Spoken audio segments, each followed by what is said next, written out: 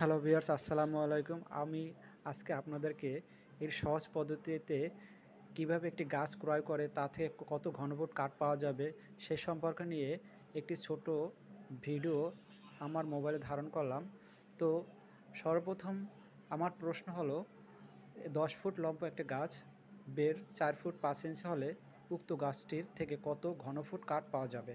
তো আমরা জানি, যখন আমরা গাছ ক্রয় করি তখন গাছটি থেকে কত ঘনফুট কাঠ পাওয়া যায় সেটা যদি আমরা ক্যালকুলেশন করে গাছটি ক্রয় করি তাহলে আমাদের সহজ হবে। তো কত সেফটি গাছ পাওয়া যাবে, কাঠ পাওয়া যাবে, কত ঘনফুট বা কত সেফটি।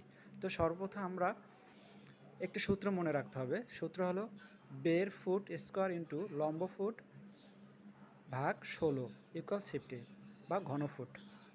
সর্বপ্রথম আমরা একটা গাছ চিত্র অঙ্কন করলাম। গাছটির লম্ব 10 ফুট, এই থেকে এই পর্যন্ত লম্বা হলো 10 ফুট। আর বের পেলাম 4 ফুট 5 ইঞ্চি। 4 ফুট 5 ইঞ্চি, 5 ইঞ্চিরে আমরা ফুটে কনভার্ট করব। 5 ইঞ্চি এখন আমরা ফুটে কনভার্ট করব। তাহলে আমরা 5 ইঞ্চি ভাগ 12 যদি, তখন আমরা পাবো যে 42.42। এখানে 4 ফুট যোগ 0.42 ফুট যোগ করলে 4.42 ফুট, 4.42 ফুট।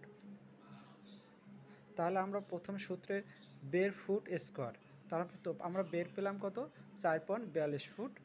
তারপর স্কোয়ার লম্ব পেলাম 10 ফুট এবং এবং সূত্রের 16 দিয়ে ভাগ করতে হবে, তাহলে 50 পাবো। সর্বপ্রথম বের লিখলাম, বের হলো 4 ফুট 4.42 ফুট স্কোয়ার ইন্টু লম্ব হলো 10 ফুট ভাগ দিলাম 16 ইকুয়াল 50 বা ঘনফুট। তারপর আমি ক্যালকুলেশন করলে আমরা পাবো 12.21 ঘন ফুট, লিখতে পারে সেফটি।